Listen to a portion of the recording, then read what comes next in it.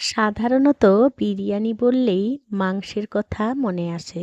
বিরিয়ানি মানেই কি শুধু খাসি বা মুরগি? এই চেনা স্বাদ থেকে বেরিয়ে এবার আপনার পাতে আসুক এক স্বাস্থ্যকর নতুন স্বাদ।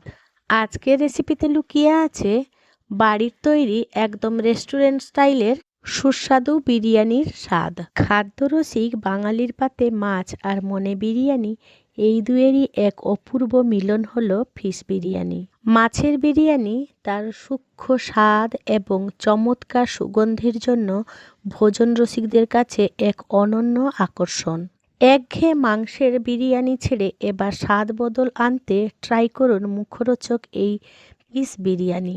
যারা বিরিয়ানির আভিজাত্য ঠিক রেখে একটু ভিন্নধর্মী ও মুখরোচক স্বাদের খোঁজ করছেন, তাদের জন্য এই সিজনে এটি হতে পারে সেরা রেসিপি। জিভে জল আনা এক স্বর্গীয় স্বাদ যে কোনো উৎসব বা ঘরোয়া আয়োজনকে করে তুলবে স্মরণীয়। তাই স্টেপগুলো আপনারা ফলো করলে সেই স্বাদ পেতে পারেন। তাই বন্ধুরা, আপনাদের কাছে একান্ত অনুরোধ রইল ভিডিওটি স্কিপ না করে সম্পূর্ণ দেখার জন্য। নমস্কার বন্ধুরা, ইজি কুক চ্যানেলে আপনাদের সবাইকে স্বাগত জানাই। চলুন শুরু করছি। এই দারুণ স্বাদের মুখরোচক সুস্বাদু বিরিয়ানি বানানোর জন্য প্রথমে আমি একটা পাত্রের মধ্যে আদা রসুনের পেস্ট নিয়ে নেব 1 চামচ। তাতে দিয়ে দেবো কিছু রেগুলার মশলা, লঙ্কা গুঁড়ো 1 চামচ, জিরে গুঁড়ো 1 চামচ, ধনে গুঁড়ো 2 চামচ, পরিমাণ মতন হলুদ গুঁড়ো, স্বাদ মতো নুন আর 1 চামচ মতন সর্ষের তেল। তারপরে দিয়ে দেবো অর্ধেকটা পাতিলেবুর রস। প্রথমে আমাদের এইসব উপকরণ নিয়ে নিতে হবে। নিয়ে বেশ ভালো করে হাত দিয়ে আমাদের এই মশলাগুলোকে প্রথমে মিশিয়ে নিতে হবে। প্রথমে কিন্তু আমরা এই মশলাগুলো দিয়ে মাছটাকে ম্যারিনেট করে রাখবো। তাতে এই বিরিয়ানির স্বাদটা কিন্তু দুর্দান্ত হবে। কথা বলতে বলতে দেখুন বেশ সুন্দর করে হাত দিয়ে মশলাটাকে বেশ ভালো করে মিশিয়ে নিয়েছি। আগে থেকে আমি ভেটকি মাছ ভালো করে ধুয়ে পরিষ্কার করে নিয়েছি। আমি এখানে 6 পিস মাছ দিয়ে বানাবো। তার জন্য এই রকম পিস নিয়ে নিয়েছি। আপনাদের হাতের কাছে যেমন মাছ থাকবে যে কোনো মাছ দিয়ে আপনারা বানিয়ে ফেলতে পারেন। স্টেপগুলো কিন্তু এই রকমভাবেই ফলো করলেই হবে। আপনাদের হাতের কাছে যদি রুই কাতলা কিংবা মৃগেল মাছ থাকে কিংবা ইলিশ মাছ থাকে, তা দিয়েও এই বিরিয়ানিটি বানিয়ে ফেলা যায়। প্রথমে মাছগুলোকে দেখুন এই মশলাগুলোর সাথে হাত দিয়ে বেশ ভালো করে ঘষে ঘষে ম্যারিনেট করে নিতে হবে। আমার এই রেসিপিটি যদি কোনো নতুন বন্ধু ইউটিউব থেকে দেখে থাকেন, তাহলে আমার এই ক্ষুদ্র চ্যানেলটিকে সাবস্ক্রাইব করে আমার পাশে থাকার জন্য অনুরোধ করছি। আর পাশে থাকা বেল আইকনটি অবশ্যই প্রেস করে রাখবেন। যখন আমি নিত্য নতুন কোনো রেসিপি দেবো, আপনাদের কাছে নোটিফিকেশান খুব সহজেই সবার আগে পৌঁছে যাবে। কথা বলতে বলতে দেখুন সমস্ত মাছগুলো আমি বেশ ভালো করে হাত দিয়ে ম্যারিনেট করে নিলাম। এই ম্যারিনেট করা মাছ মিনিমাম আমাদের আধ ঘন্টা থেকে 1 ঘন্টা মতন ম্যারিনেট করে রাখতে হবে। হাতে যদি সময় না থাকে মিনিমাম আধ ঘন্টা তো রাখতেই হবে। মাছগুলো ম্যারিনেট হয়ে গেলে এবারে আমরা ভাতের জন্য গ্যাসে একটা পাত্র বসিয়ে দিয়েছি। তাতে আমরা কিছু মশলা অ্যাড করব। তার জন্য নিয়ে নিয়েছি স্টার এনিস, গোলমরিচ, লবঙ্গ, দারচিনি, এলাচ। এবারে দিয়ে দেবো তেজপাতা। এবারে ঢাকা চাপা দিয়ে জলটা গরম হওয়া পর্যন্ত অপেক্ষা করব। জলটা বেশ ফুটবো হয়ে এলে দেখুন ঠিক এইভাবে হয়ে এলে আমাদের স্বাদ মতো নুন দিয়ে দিতে হবে। এবারে দিয়ে দেবো কয়েক টুকরো লেবু। লেবু দিলে ভাতটা বেশ ঝরঝরে হবে আর খেতেও ভীষণ সুস্বাদু হবে। এবারে দিয়ে দেবো 1 চামচ মতন রিফাইন্ড অয়েল আর দিয়ে দেবো 1 মুঠো ধনে পাতা, 1 মুঠো রকম পুদিনা পাতা।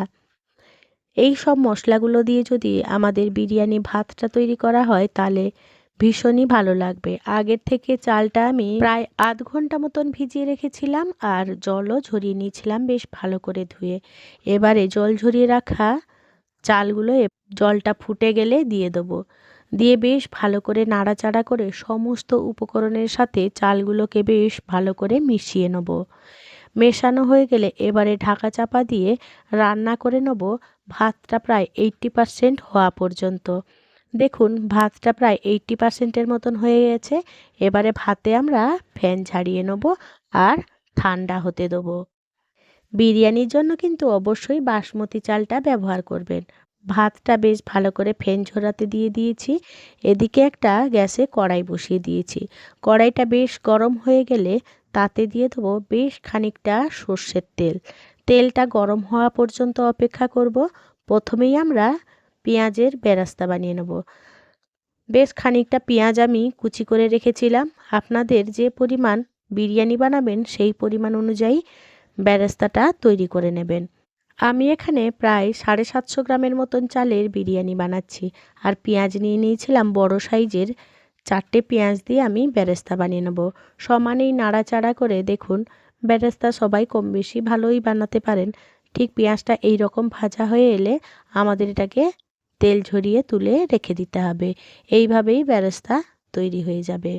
এবারে পেঁয়াজগুলো তেল ঝরিয়ে তুলে রেখে দিলাম। এবারে ওই তেলের মধ্যেই প্রথমেই সামান্য একটু হলুদ গুঁড়ো দিয়ে দেবো। হলুদ গুঁড়ো দিলে কি তেলটা ছিটে আসবে না। তাই নতুন রাঁধুনিদের কাছে এটা একটা ছোট টিপস, যখনই কোনো মাছ ভাজবেন সামান্য একটু হলুদ গুঁড়ো দিয়ে দেবেন, তাহলে তেলের ছিটেটা গায়ে আসবে না। এবারে এক এক করে মেরিনেট করে রাখা মাছগুলো দিয়ে দেবো এই তেলের মধ্যে। মাছ ভাজা সবাই কম বেশি করতে পারেন, তবে আমি এখানে দুটো বেচেই মাছ ভাজা করব। মাছগুলো দেখুন একদম লো টু মিডিয়াম আঁচে রান্না করব, একদম হাই ফ্লেমে রান্না করব না, যাতে মাছটা পুড়ে না যায়। সেই দিকে খেয়াল রেখে আমাদের এইভাবে মাছ ভাজাটা করে নিতে হবে। যেদিনকে ফিশ বিরিয়ানি বানাবেন, মশলাযুক্ত এইভাবে মাছগুলো দিয়ে যদি ফিশ বিরিয়ানিটা বানান, তাহলে মাছের স্বাদ অটুট থাকবে। তাই দেখুন সোনালি কালার আসা পর্যন্ত এইভাবে মাছগুলো ভেজে নিয়েছিলাম আর তেল ঝরিয়ে তুলে রেখে দিলাম। এবারে যে বাটিটায় মাছগুলো মেরিনেট করে রেখেছিলাম, সেই বাটিতে এরকম বড় বড় টুকরো করে আলু আমি কেটে নিয়েছিলাম। বিরিয়ানি মানেই তো আলু, তাই আলুটা অবশ্যই দিতে হবে। এবারে নুন দিয়ে দেবো আর এই যে লেগে থাকা মশলাগুলো এই আলুর সাথে বেশ ভালো করে মেরিনেট করে নেব। এবারে ওই মাছ ভাজার তেলের আলুগুলো একদম লো আঁচে করে সোনালি কালার আসা পর্যন্ত আলুগুলোকে বেশ ভালো করে নাড়াচাড়া করে ভেজে নেব। আমার এই রেসিপিটি যদি কোনো বন্ধু ফেসবুক থেকে দেখে থাকেন, তাহলে আমার পেজটিকে লাইক ও ফলো করে দেওয়ার জন্য অনুরোধ করছি। কড়াইতে আলুগুলো ভাজা হতে দিলাম। এদিকে ঢাকা চাপা দিয়ে বেশ ভালো করে ভাজা হতে থাক। অন্যদিকে যেটাতে বিরিয়ানি বানাবো সেই রকম একটা পাত্র নিয়ে নিয়েছি। তার মধ্যে দিয়ে দিলাম বেশ খানিকটা তেল, অর্থাৎ এখানে 3 টেবিল স্পুনের মতন সর্ষের তেল দিয়ে দিয়েছি। তেলটা বেশ ভালো করে গরম হয়ে গেলে ফোড়নে দিয়ে দেবো এলাচ, লবঙ্গ, দারচিনি। ফোড়ন থেকে যখন একটা সুন্দর মিষ্টি গন্ধ বেরোবে, আগের থেকে দুটো বড় সাইজের পেঁয়াজ আমি এরকম কুচি করে নিয়েছিলাম, পেঁয়াজটা এবারে দিয়ে দিলাম। পেঁয়াজটা বেশ ভালো করে নাড়াচাড়া করে ভেজে নেব।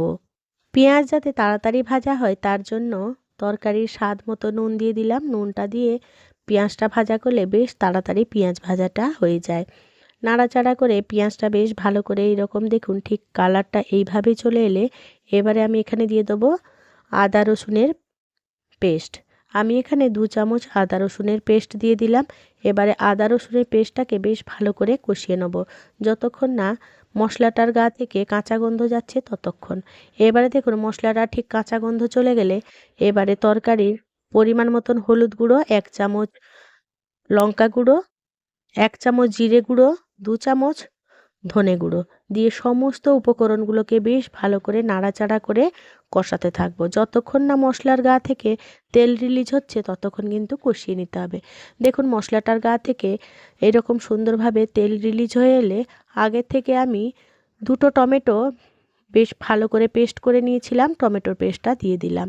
টমেটোর পেস্টটা থেকে কাঁচা গন্ধ চলে গেলে এবারে দিয়ে দেবো জল ঝরিয়ে রাখা দই। আমি আগে থেকে এরকম ছেঁকনিতে দইটা রেখে দিয়েছিলাম, সমস্ত জল ঝরে গেছে। আর এখানে অবশ্য দইটা দেওয়ার সময় গ্যাসের ফ্লেম একেবারে লোতে করে দেবো, যাতে দইটা আমাদের কেটে না যায়।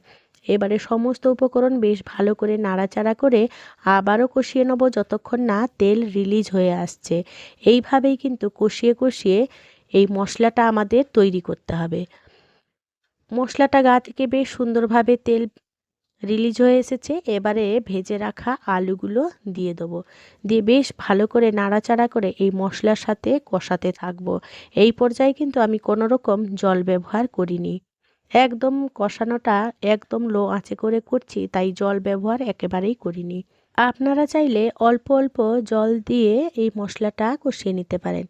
মশলাটা বেশ ভালো করে কষানো হয়ে গেছে আলুর সাথে। এবারে দিয়ে দেবো 2 চামচ মতন গরম মশলা গুঁড়ো।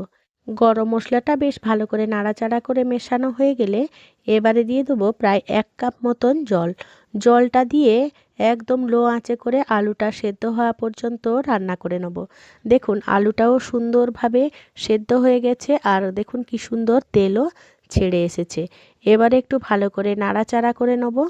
এই পর্যায়ে তরকারির স্বাদটায় একটু নুন কম লাগলো, তাই আমি স্বাদ মতো নুন দিয়ে দিলাম। নুন দিয়ে বেশ ভালো করে নাড়াচাড়া করে আবারও মিশিয়ে নেবো আর তরকারিটা আমার একেবারে রেডি হয়ে গেছে। এবারে গ্যাসের ফ্লেম অফ করে দেবো আর এই তরকারি থেকে আলুগুলো আমি তুলে রেখে দিলাম। এবারে যে পাত্রে তরকারিটা রান্না করে নিয়েছিলাম সেখানে কিছুটা গ্রেভি রেখে দিয়েছিলাম। এবারে ওই গ্রেভির সাথে ওই ভাতের ফ্যানটা যেটা আমাদের ঝরানো ছিল সেই ভাতের ফ্যান 1/2 কাপের মতন দিয়ে দিলাম। দিয়ে বেশ ভালো করে নাড়াচাড়া করে গ্রেভিটার সাথে মিশিয়ে নেব। এবারে বিরিয়ানি লেয়ার দেবো। প্রথমে কিছুটা ভাত দিয়ে দিয়েছিলাম। এবারে উপর থেকে দেখুন এরকম মাছ আর আলু বেশ সুন্দরভাবে দিয়ে দেবো। দিয়ে উপর থেকে বেরেস্তা, ধনেপাতা, পুদিনা পাতা একটা লেয়ার দিয়ে দিলাম। আমি 2টো লেয়ারে বানাবো। আবার একটা লেয়ার করছি দেখুন। সেই মাছ দিয়ে দেবো আর আলু দিয়ে দেবো। মাছের উপরে সেই আলুর গ্রেভিটাও একটু একটু দিয়ে দেবো। দিয়ে দেখুন এইভাবে ধনেপাতা, পুদিনা পাতা আর বেরেস্তা ছড়িয়ে দিয়েছি। এবারে কিছুটা বিরিয়ানি মশলাও সাথে দিয়ে দিয়েছিলাম। 2টো লেয়ার দেওয়ার পরে একদমই উপরের পাটে দেখুন কিছুটা বেরেস্তা ছড়িয়ে দিলাম। এবারে দিয়ে দেবো বিরিয়ানি মশলা।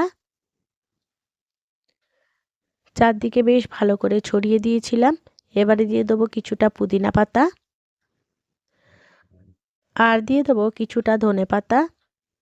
আগের থেকে দুধে আমি এরকম কেশর ভিজিয়ে রেখেছিলাম, সেই দুধটা দিয়ে দেবো। এবারে 1/2 বাটি মতন দুধ দেবো, তাতে বিরিয়ানির ফ্লেভারটা কিন্তু অসাধারণ আসবে। এবারে দুধটা দেখুন ঠিক এইভাবে আমাদের চারদিকে ছড়িয়ে দিতে হবে। এবারে উপর থেকে কিছুটা ঘি আমি ছড়িয়ে দেবো। এইভাবে ফিশ বিরিয়ানি বানালে লেয়ারগুলো ঠিক এইভাবেই দিয়ে দেবেন, তাহলে দেখবেন ফিশ বিরিয়ানির স্বাদ মাংসের বিরিয়ানির স্বাদকেও হার মানাবে। এবারে উপর থেকে কিছুটা আতর ছড়িয়ে দিলাম। এবারে ঢাকা চাপা দিয়ে এবারে দমে বসিয়ে দেবো। এই বিরিয়ানি আতরটা কিন্তু আপনাদের পছন্দ মতন আপনারা সেইভাবেই দিয়ে দেবেন। বন্ধুরা আপনারা কে কে বিরিয়ানি লাভার আছেন সেটা কিন্তু আমাকে কমেন্টে জানাতে একেবারেই ভুলবেন না। এবারে আমি কিছুটা দমে বসিয়ে দিয়েছিলাম।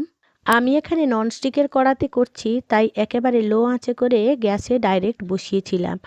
আপনারা যদি এমনি কোনো কড়াইতে করেন তাহলে ফুটন্ত জলের উপরে বসিয়ে দিতে পারেন, কিংবা অন্য কোনো তাওয়ার উপরে বসিয়ে এই বিরিয়ানির দমটা দিয়ে দিতে পারেন। আমি প্রায় 10 মিনিট মতন দম দিয়ে নিয়েছিলাম। এবারে দেখুন বিরিয়ানিটা দেখাচ্ছি আপনাদের কতটা সুন্দর আর কতটা লোভনীয় হয়েছে। বন্ধুরা আজকে আমার এই রেসিপিটি আপনাদের কেমন লাগলো সেটা কিন্তু কমেন্টে জানাতে একেবারেই ভুলবেন না। যদি কোনো অংশে একটুও ভালো লেগে থাকে তাহলে ছোট্ট একটা লাইক করে দেবেন। আপনাদের এই ছোট্ট ছোট্ট লাইক আমাকে অনেক ইন্সপায়ার করে নিত্য নতুন রেসিপি বানানোর জন্য। আর যদি খুব বেশি ভালো লেগে থাকে তাহলে বন্ধুবান্ধব কিংবা প্রিয়জনদের সাথে শেয়ার করে তাদেরও দেখার সুযোগ করে দেবেন। এই বিরিয়ানিটা আমি রায়তার সাথে পরিবেশন করেছিলাম। বন্ধুরা আমার এই রেসিপিটি যদি ট্রাই করেন তাহলে খেয়ে আপনারা অবশ্যই কমেন্টে জানাবেন যে আজকের ফিশ বিরিয়ানি আপনাদের কেমন লাগলো। বন্ধুরা আমার সাথে থেকে এতক্ষণ আমার রেসিপিটি দেখার জন্য আপনাদের সকলকে জানাই অসংখ্য অসংখ্য ধন্যবাদ। আপনারা ভালো থাকবেন, সুস্থ থাকবেন। দেখা হবে পরের কোনো নিত্য নতুন রেসিপিতে।